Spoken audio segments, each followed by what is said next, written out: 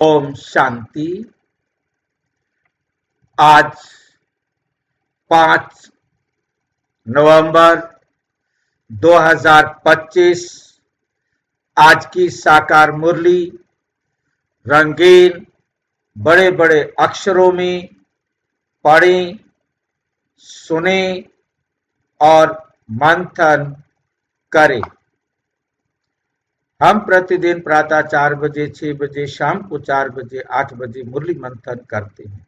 आप सभी भी इस मुरली मंथन में साथी व सहयोगी बन सकते हैं, जिसके लिए इसी वीडियो के डिस्क्रिप्शन बॉक्स में लिंक दिया हुआ है, जिस लिंक पर आप चारों टाइम रोजाना जुड़ सकते हैं। यदि आपको जुड़ने में कोई कठिनाई हो रही है तो आप ये सामने जो वीडियो देख रहे हैं, इसमें नीचे चलती हुई लाइन में व्हाट्सएप नंबर दिखाई दे रहा है, उस पर मैसेज करके आप लिंक मंगा सकते हैं, प्रश्न पूछ सकते हैं। आपका कोई सुझाव है तो वो भी हम सबके हित में दे सकते हैं। अच्छा, ओम शांति। आज की साकार मुरली का सार। मीठा मीठा बाबा कहते मीठे बच्चे, ये सारी दुनिया रोगियों की बड़ी हॉस्पिटल है। सारी दुनिया बीमार है, सारी दुनिया रोगियों की बड़ी हॉस्पिटल है। बाबा आए हैं सारी दुनिया को निरोगी बनाने। बाबा आए हैं सारी दुनिया को निरोगी बनाने।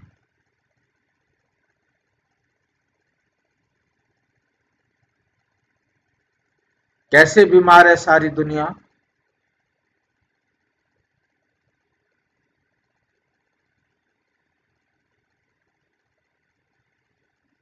भाई जी, विकारों की बीमारी है। विकारों की बीमारी, देह की बीमारी है। देह के कारण इतनी बीमारियां पाल ली हैं जिनका कोई हल नहीं। कोई दुनिया में दवाई नहीं, दुनिया में और कोई डॉक्टर नहीं जो इलाज कर सके।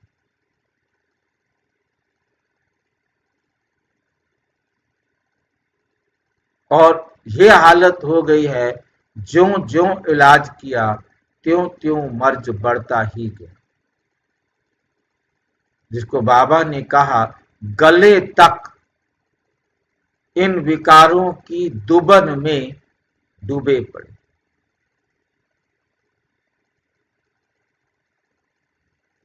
और दुबन में से केवल वो निकाल सकता है जो दुबन से बाहर हो। इस दुनिया में एक भी नहीं जो दुबन से बाहर हो, जो इस दुबन से बाहर निकाल सके।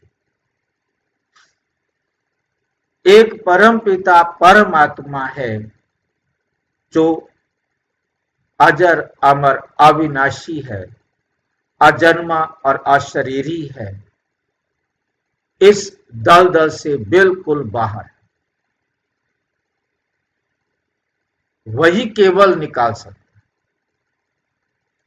जो जन्म मरण के चक्कर में नहीं फंसा है, जो इस भंवर में नहीं फंसा है, वही केवल इस भंवर से निकाल सकता है।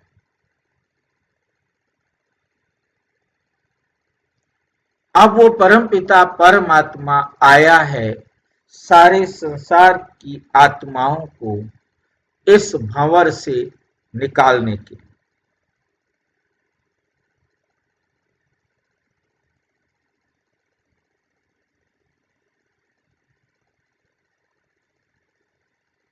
बाबा आए हैं सारी दुनिया को निरोगी बनाने के लिए। सारी दुनिया को निरोगी बनाने के लिए।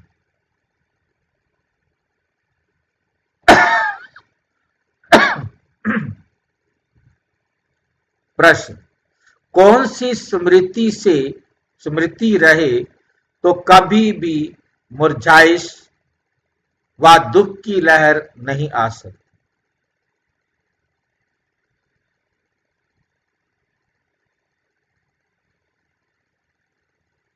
मुरझाइश व दुख की लहर नहीं आ सकती।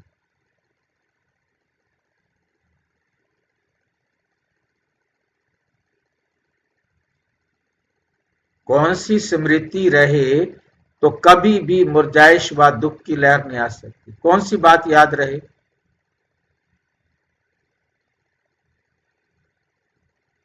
परमात्मा की संतान। मैं परमात्मा की संतान हूं। और कोई बताएंगे?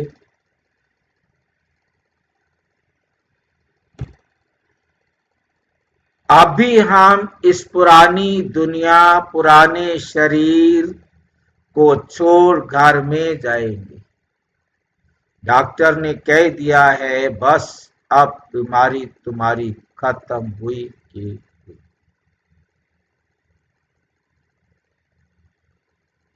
थोड़ी सी बीमारी बाकी रही है, ये हिसाब बराबर हो फिर हम घर जाएंगे, फिर हम निरोगी काया में आएंगे। ये याद रहे।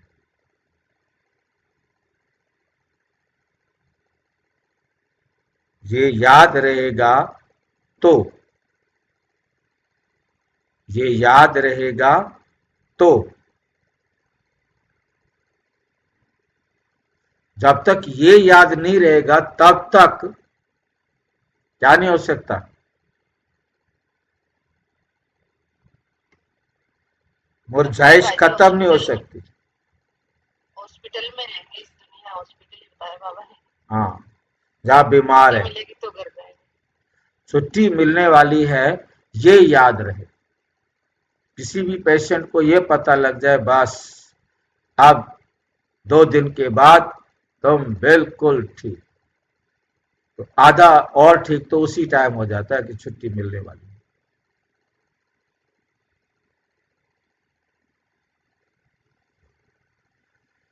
क्योंकि ये जो कुछ भी हमें मिल रहा है वो हमारा दिया हुआ मिल रहा है, हमने वो बराबर करके ही जाना है। बिना बराबर किए, बिना कर्जा उतारे घर नहीं जा सकते। फिर नई दुनिया में पुनर्जन्म लेंगे। हम अभी राजयोग सीख रहे हैं। राजाई में जाने के लिए बाप हम बच्चों के लिए रूहानी राजस्थान स्थापन कर रहे हैं। ये स्मृति रहे तो दुख की लहर नहीं आ सकती।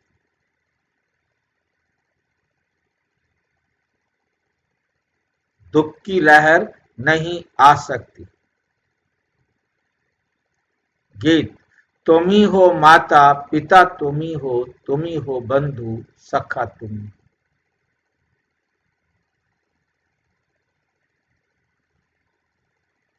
ओम शांति। गीत कोई तुम बच्चों के लिए नहीं है, नए नए को समझाने के लिए है। ऐसे भी नहीं कि यहां सब समझदार ही हैं, नहीं, बेसमझ को समझदार बनाया जाता है।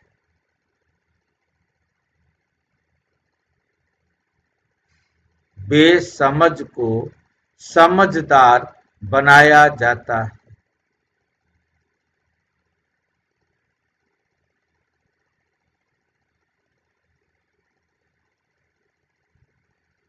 बच्चे समझते हैं हम कितने बेसमझ बन गए थे। अब बाप हमको समझदार बनाते हैं। जैसे स्कूल में पढ़कर बच्चे कितना समझदार बन जाते हैं। हर एक अपनी अपनी समझ से बैरिस्टर, इंजीनियर आदि बनते हैं। ये तो आत्मा को समझदार बनाना है।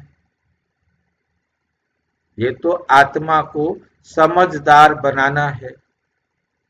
पढ़ती भी आत्मा है।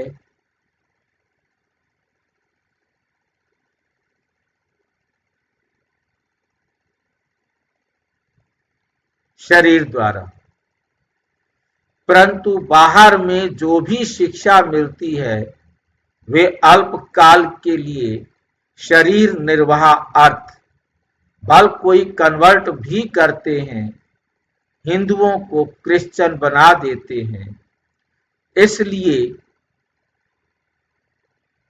थोड़ा सुख पाने के लिए, पैसे नौकरी आदि सहज मिलने के लिए, आजीविका के लिए, अब तुम बच्चे जानते हो, हमको पहले पहले तो आत्म अभिमानी बनना पड़े। ये है मुख्य बात, क्योंकि ये है ही रोगी दुनिया।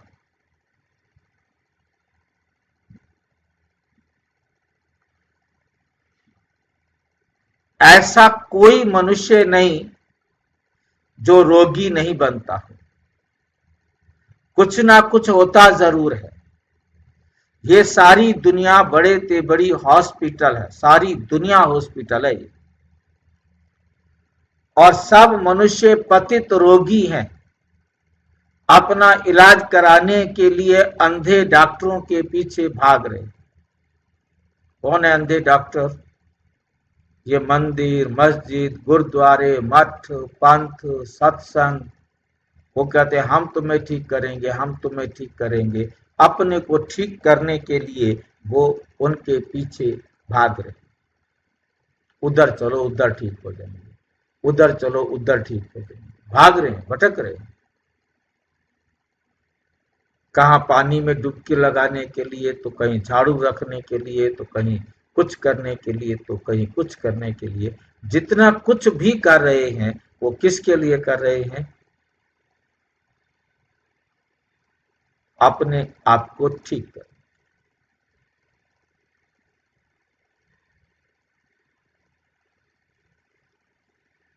दुनिया भर के हॉस्पिटल के कमरे बने हुए हैं, डॉक्टर बने हुए हैं।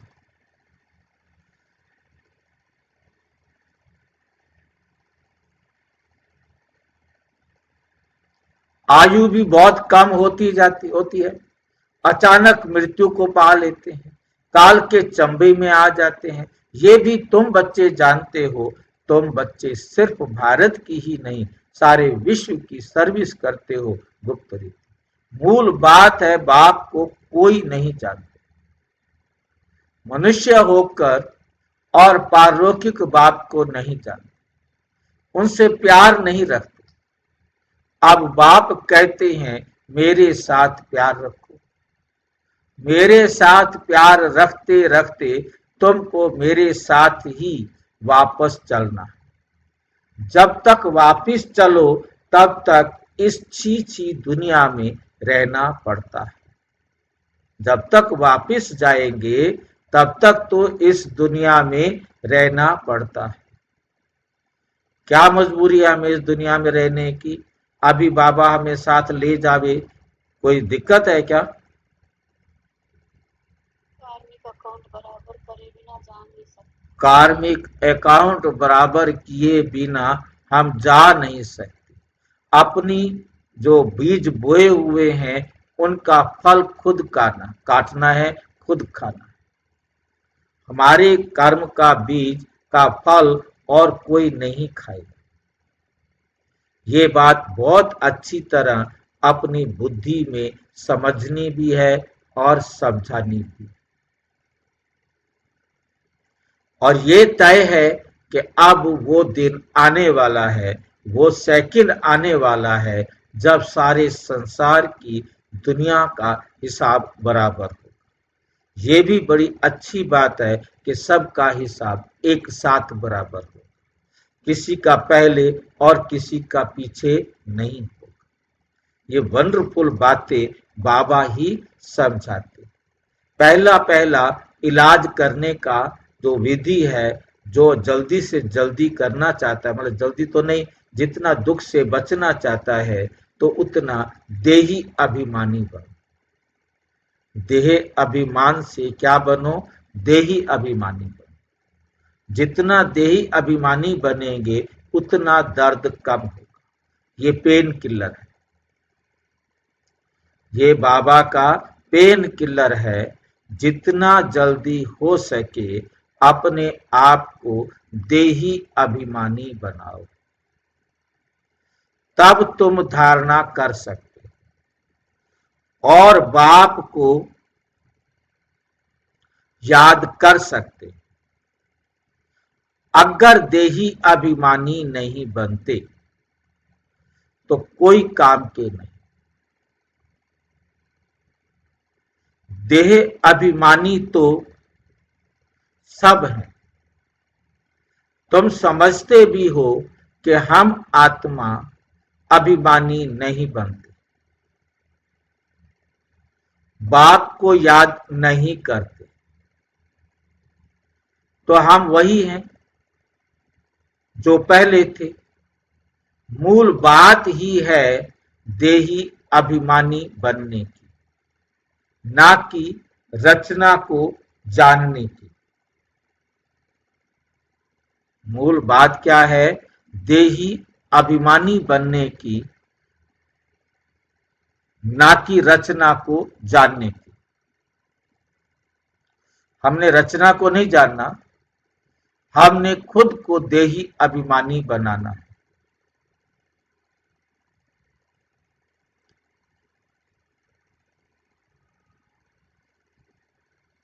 गाया भी जाता है रचता और रचना का ज्ञान। ऐसे नहीं कि पहले रचना फिर रचता। पहले रचयिता को जानना है। उस रचयिता के द्वारा मिलेगा सत्य ज्ञान। सत्य ज्ञान सिवाय सत्य पिता परमात्मा के और कोई बता नहीं सकता।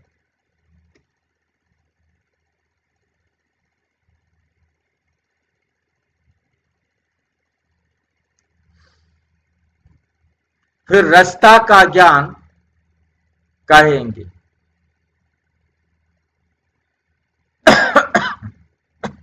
एक शब्द बीच में रह गया। ऐसे नहीं कि पहले रचना फिर रचता का ज्ञान कहेंगे। पहले रचयिता फिर रचना।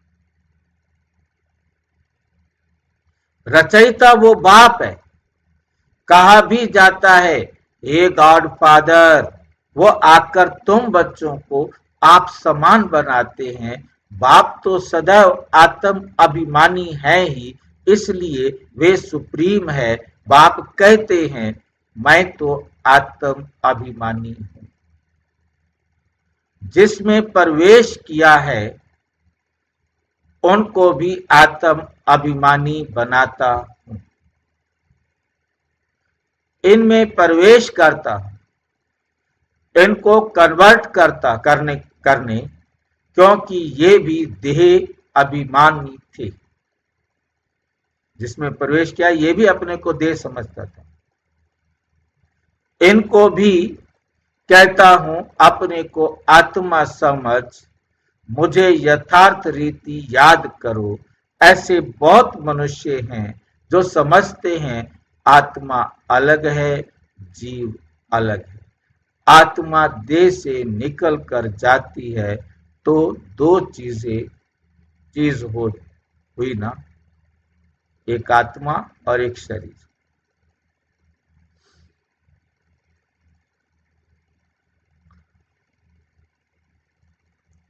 बाप समझाते हैं तुम आत्मा हो, आत्मा ही पुनर्जन्म लेती है, आत्मा ही शरीर लेकर पाठ बजाती है।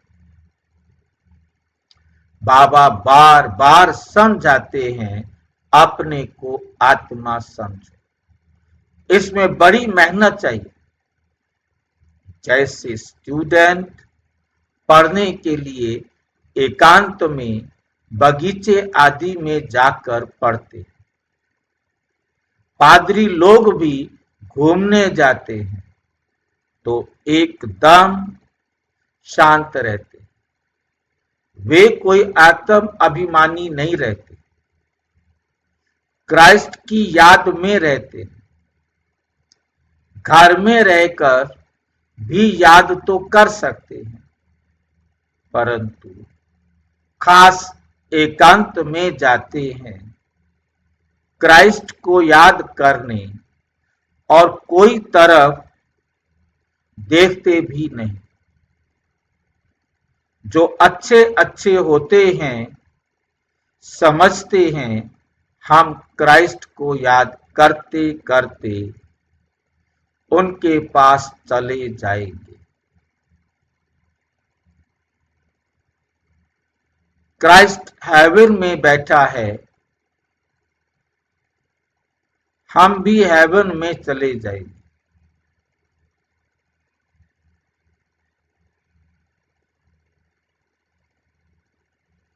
ये भी समझते हैं क्राइस्ट हेवनली गॉड फादर के पास गया, हम भी याद करते करते उनके पास जाएंगे। सब क्रिश्चियन उस एक के बच्चे ठहरे। उनमें कुछ ज्ञान ठीक है, कुछ ज्ञान ठीक है, लेकिन क्राइस्ट की आत्मा तो ऊपर गई ही नहीं। क्राइस्ट नाम तो शरीर का है जिसको फांसी पर चढ़ाया, आत्मा तो फांसी पर नहीं चढ़ती। अब क्राइस्ट की आत्मा गॉड फादर के पास गई। ये कहना भी रॉन्ग हो जाता है। वापिस कोई कैसे जाएंगे? हर एक को स्थापना फिर पालना जरूर करनी होती है। हर एक को स्थापना फिर पालना जरूर करनी होती है।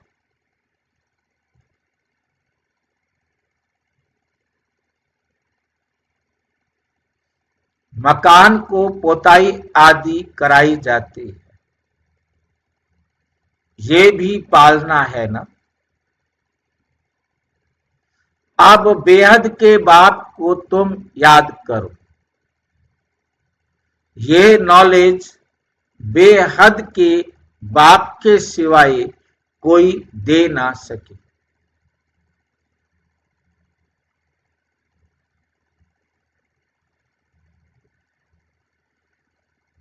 अपना ही कल्याण करना है,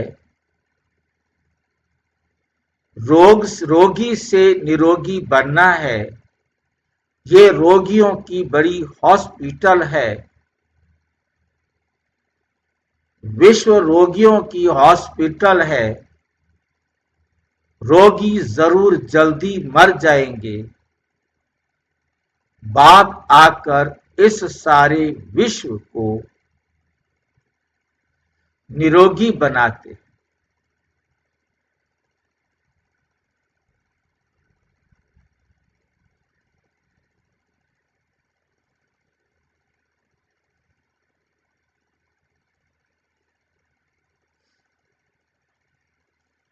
बाप कहते हैं निरोगी होते ही हैं नई दुनिया में, पुरानी दुनिया में निरोगी हो ना सके।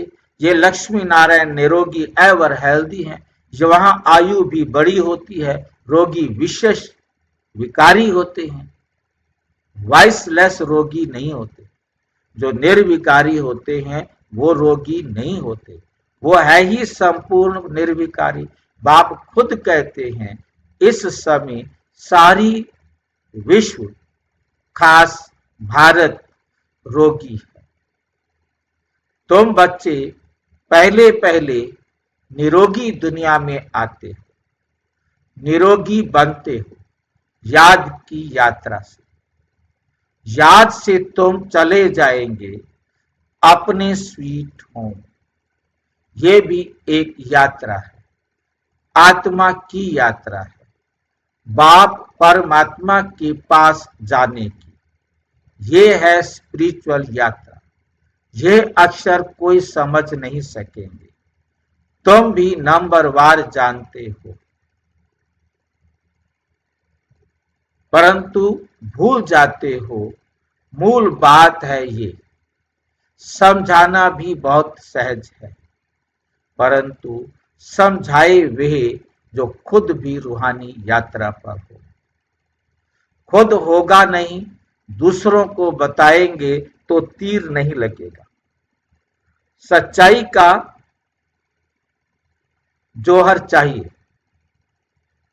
हम बाबा को इतना याद करते हैं जो बस स्त्री पति को कितना याद करती।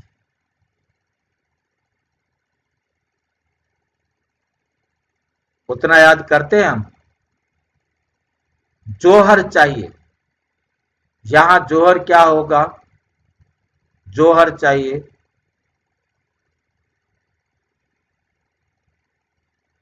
एक्सपर्ट, हम्म एक्सपर्ट, युक्ति, नहीं भाई नहीं, जौहर। टैलेंट, जौहर धार,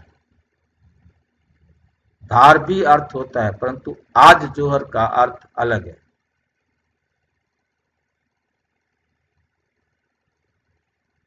आत्मधार करना, स्त्री पति के ऊपर कुर्बान जाती है, मर जाती है उसके। जौहर कहते हैं सती होना। पहले स्त्रियां सती होती थी, जौहर करती थी। यहां जौहर का अर्थ है सती होना। बाप के ऊपर पूरा मरना पड़ेगा। पति है हमारा, उसके ऊपर हमें मरना पड़ेगा। स्त्री पति को कितना याद करती है, वो जौहर चाहिए, वो ताकत चाहिए उस पर कुर्बान होने। हम बाबा को इतना याद करते हैं जो बस स्त्री पति को कितना याद करती है, उस पर मरती है, बस उसके सिवाय उसके लिए दुनिया में कोई नहीं।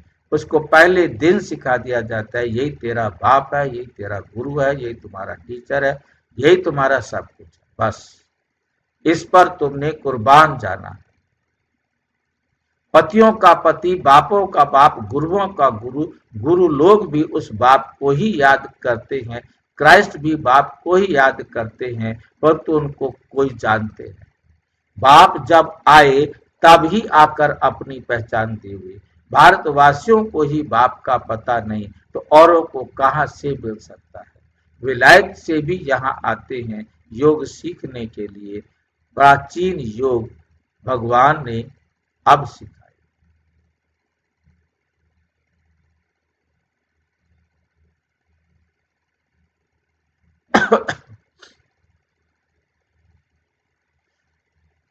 समझते हैं प्राचीन योग भगवान ने सिखाया, वो ये है भावना।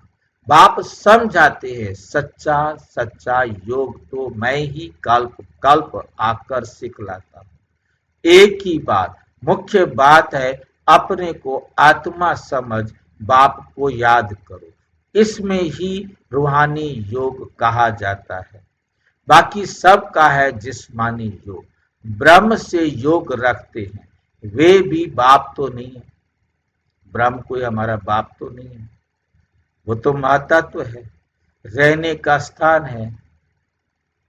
राइट, एक ही बाप है। एक बाप को ही सत्य कहा जाता है।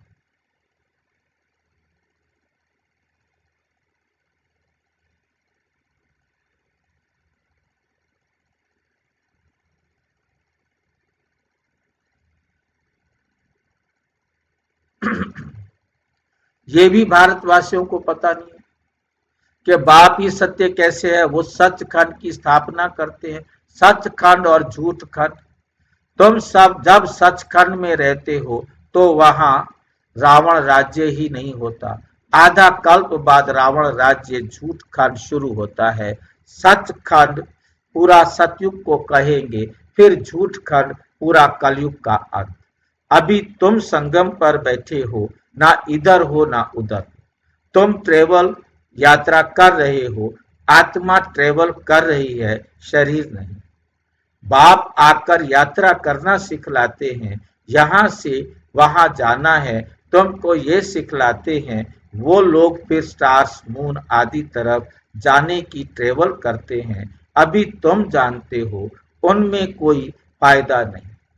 इन चीजों से ही सारा विनाश होना है, बाकी जो भी इतनी मेहनत करते हैं सब व्यर्थ। तुम जानते हो ये सब चीजें जो साइंस से बनती हैं, ये भविष्य में तुम्हारे ही काम आएंगी। ये ड्रामा बना हुआ है, बेहद का बाप आकर पढ़ाते हैं तो कितना रिगार्ड रखना चाहिए, कितना रिगार्ड रखना चाहिए। टीचर का वैसे भी बहुत रिगार्ड रखते हैं। टीचर फरमान करते हैं अच्छी रीति पढ़कर पास हो जाओ, अगर फरमान को नहीं मानेंगे तो नापास हो जाएंगे। बाप भी कहते हैं तुमको पढ़ाते हैं विश्व का मालिक बनाने, ये लक्ष्मी नारायण मालिक है, बाल प्रजा भी मालिक है, परंतु दर्जे तो बहुत है ना। भारतवासी भी सब कहते हैं ना हम मालिक हैं। गरीब भी भारत का मालिक अपने को समझेगा, परंतु राजा, उनमें फर्क कितना है। नॉलेज से मर्तबे का फर्क हो जाता है। नॉलेज में भी होशियारी चाहिए, पवित्रता भी जरूरी है, तो हेल्थ वेल्थ भी चाहिए। स्वर्ग में सब है ना। बाप एम ऑब्जेक्ट सम जाते हैं, दुनिया में और कोई की बुद्धि में ये एम ऑब्जेक्ट होगी नहीं। तुम फट से कहेंगे हम ये बनते हैं, सारी विश्व में हमारी राजधानी होगी। तो ये भी तो भी ये तो अभी पंचायती राज्य है। पहले थे डबल ताजधारी, फिर एक ताज, अभी नो ताज। बाबा ने मुरली में कहा था ये भी चित्र हो, डबल सिरताज राजाओं के आगे, सिंगल ताज वाले माथा झुकाते हैं। अभी बाप कहते हैं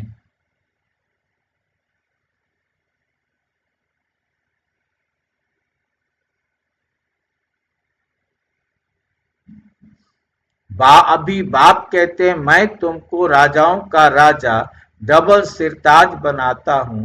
वे है अल्पकाल के लिए, ये है 21 जन्मों के लिए, जन्मों की बात। पहली मुख्य बात है पावन बनने की।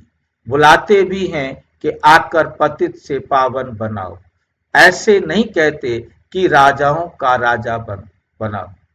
अभी तुम बच्चों का है बेहद का सन्यास, इस दुनिया से ही चले जाएंगे अपने घर, फिर हेवन में आएंगे। अंदर में खुशी रहनी चाहिए, जबकि समझते हैं हम घर जाएंगे, फिर राजाई में आएंगे, फिर मुरझाइश, दुख आदि, ये सब क्यों होना चाहिए। हम आत्मा घर जाएंगी, फिर पुनर्जन्म नई दुनिया में लेंगी। बच्चों को स्थायी खुशी क्यों नहीं रहती है। माया की ऑपोजिशन बहुत है, इसलिए खुशी कम हो जाती है। पतित पावन खुद कहते हैं मुझे याद करो तो तुम्हारे जन्म जन्मांतर के पाप भस्म हो जाएंगे। तुम सुदर्शन चक्रधारी बनते हो, जानते हो, फिर हम अपने राजस्थान में चले जाएंगे। यहाँ भिन्न भिन्न प्रकार के राजाएं हुए हैं। अब फिर रूहानी राजस्थान बनना है, स्वर्ग के मालिक बन जाएंगे। क्रिश्चियन लोग हेवन का अर्थ नहीं जान समझते, वे मुक्ति धाम को हेवन कह देते हैं। ऐसे नहीं कि हेवनली गॉड फादर कोई हेवन में रहते हैं, वे तो रहते ही हैं शांति धाम में। अभी तुम पुरुषार्थ करते हो पैराडाइज में, हेवन में रहते हैं वे तो।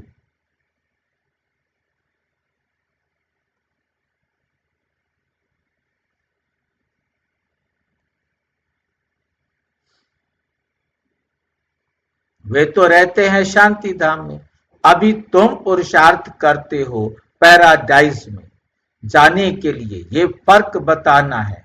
गॉड फादर है मुक्ति धाम में रहने वाला, हेवन नहीं, नई दुनिया को हेवन, नई दुनिया को कहा जाता है।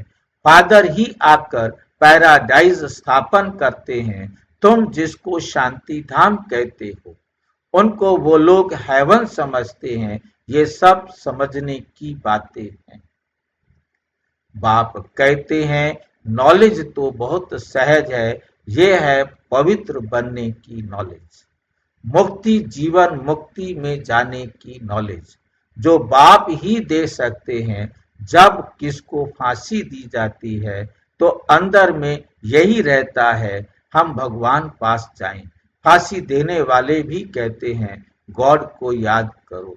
गॉड को जानते दोनों हैं, उनको जो दोनों नहीं है, जानते दोनों नहीं है, उनको तो मित्र संबंधी आदि जाकर याद पड़ते हैं। गायन भी है अंत काल जो स्त्री शिवरे, कोई ना कोई याद जरूर रहता है। सतयुग में ही मोह जीत रहते हैं, वहां जानते हैं एक खाल छोड़ दूसरी ले लेंगे, वहां याद करने की दरकार नहीं। इसलिए कहते हैं दुख में सिमरण सब करे, सुख में करे न को। दुख में सब याद कर,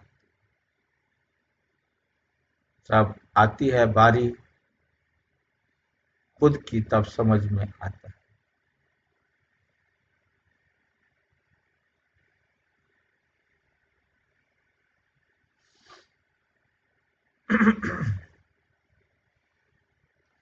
जहां दुख है इसलिए याद रहते हैं, भगवान से कुछ मिले वहां तो सब कुछ मिला ही हुआ है। तुम कह सकते हो हमारा उद्देश्य है मनुष्य को आस्तिक बनाना, धनी का बनाना। अभी सब निधन के हैं, हम धन का बनते हैं। सुख शांति संपत्ति का वर्षा देने वाला बाप ही है। इन लक्ष्मी नारायण की कितनी बड़ी आयु थी ये भी जानते हैं। भारतवासियों की पहले पहले आयु बहुत बड़ी रहती थी, अब छोटी है। क्यों छोटी हुई है ये कोई भी नहीं जानते। तुम्हारे लिए तो बहुत सहज हो गया है, समझना और समझाना सो भी नंबरवार है। समझानी हर एक की अपनी अपनी है, जो जैसी धारण करते हैं ऐसे समझाते हैं। अच्छा, मीठे मीठे सिक्की लधे बच्चों प्रति माता पिता बाप दादा का याद प्यार और गुड मॉर्निंग। रूहानी बाप की रूहानी बच्चों को नमस्ते। हम रूहानी बच्चों की रूहानी बाप दादा को नमस्ते नमस्ते नमस्ते। धारणा के लिए मुख्य सार नंबर 1, जैसे बाप सदैव आत्म अभिमानी है, ऐसे आत्म अभिमानी रहने का पूरा पुरुषार्थ करना है। एक बाप को दिल से प्यार करते करते बाप के साथ घर चलना है। बेहद के बाप का पूरा पूरा रिगार्ड रखना है, अर्थात हर बाप के फरमान पर चलना है। बाप का पहला पहला फरमान है बच्चे अच्छी रीति पढ़कर पास हो जाओ। इस फरमान को पालन करना है। वरदान, शक्तिशाली सेवा द्वारा निर्बल में बल भरने वाले सच्चे सेवाधारी भव। सच्चे सेवाधारी की वास्तविक विशेषता है निर्बल में बल भरने के निमित्त भरना। तो कमजोर आत्माएं हैं, बीमार हैं, कमजोरी है, उनको ऑपरेशन करने के लिए शक्ति भरो ताकि वो ऑपरेशन करावें बाबा के पास और निरोगी हो जाए। सेवा तो सभी करते हैं, लेकिन सफलता में जो अंतर दिखाई देता है उसका कारण है सेवा के साधनों में शक्ति की कमी। जैसे तलवार में अगर जोहर नहीं, धार नहीं, शक्ति नहीं तो वे तलवार का काम नहीं करते, तलवार काम नहीं करती। ऐसे सेवा के साधनों में यदि याद की शक्ति का जोहर नहीं तो सफलता नहीं, क्योंकि समर्पण चाहिए पूरा। बाबा की श्रीमत पर चलने के लिए हमने अपने आप को समर्पित नहीं किया, अभी भी हमारी बुद्धि इधर उधर भटकती है, तो सफलता नहीं। इसलिए शक्तिशाली सेवाधारी बनो, निर्बल में बल भरकर क्वालिटी वाली आत्माएं निकालो, तब कहेंगे सच्चे सेवाधारी। स्लोगन है, हर परिस्थिति को उड़ती कला का साधन समझकर सदा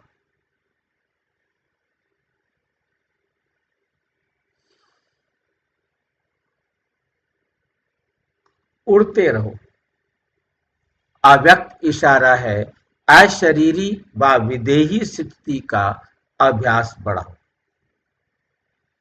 वैसे अशरीरी होना सहज है, लेकिन जिस समय कोई बात सामने हो, कोई सर्विस का झंझट सामने हो, कोई हलचल में लाने वाली परिस्थितियां हों, ऐसे समय में सोचा और अशरीरी हो जाए। इसके लिए बहुत समय का अभ्यास चाहिए। सोचना और करना साथ साथ चले, तब अंतिम पेपर में पास हो सकेंगे। अच्छा, ओम शांति। और विस्तार से जानने के लिए प्रजापिता ब्रह्मा कुमारी ईश्वरीय विश्वविद्यालय के किसी भी सेवा केंद्र पर संपर्क करें। और यदि कोई प्रश्न है तो 9213106986 पर केवल टेलीग्राम करें। 9650692270 पर केवल व्हाट्सएप करें, फोन नहीं। ओम शांति।